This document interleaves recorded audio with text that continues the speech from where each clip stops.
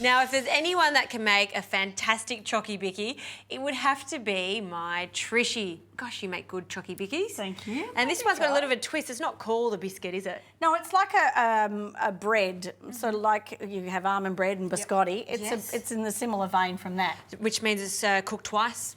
Pretty much, Which actually, that's what biscuit means, doesn't it? It does, it does. So it's a chocolate coconut bread biscuit. Fantastic. I need you to whisk 2 egg whites until they're stiff, please. Fabulous. So I'll just break that. So we start with like a meringue mixture as the base. It's important not to get any yolk in there because the fat from the yolk will stop the white from whipping to its full volume. Well, I'll start this. What are you up to over there? I'm going to just sift a couple of things here. I've got some flour.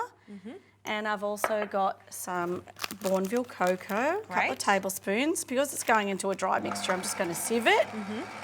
And then, when you're ready, we're going to add the meringue to this dry mixture with some desiccated coconut. And there's a little bit of sugar there. When it starts to get a little bit frothy, I can start adding the sugar. Yeah, once the egg whites are stiff, you can add that to make a meringue.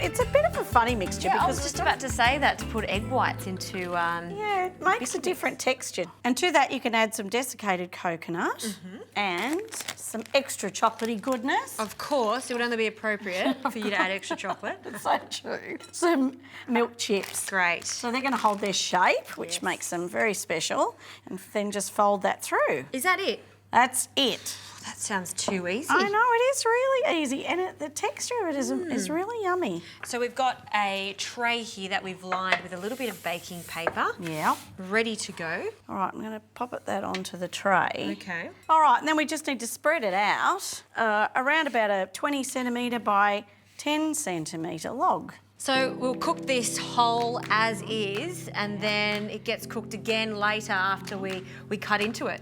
It certainly does. You dry the little slices out. So it's going to go into a moderate oven for around about half an hour. Okay, easy.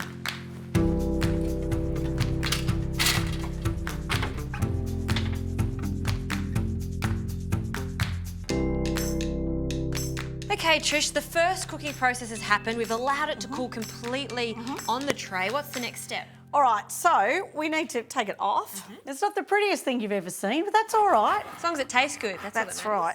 And then you need to cut it with a sharp serrated knife into approximately 24 thin slices. So what I need you to do is just to reduce the temperature in the oven to approximately 140. I can do that. And once we're ready, I'm going to put it in for 15 minutes, turn them over, another 15 minutes, and that should have them really beautifully dried out.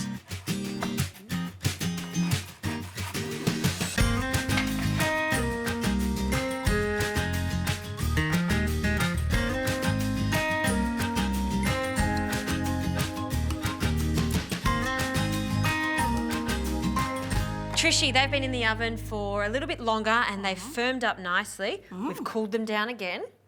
Quite right. They're not so nice hot. And I love the little snap in them. I know, they're beautiful, aren't they? Fantastic. I thought they had a great texture.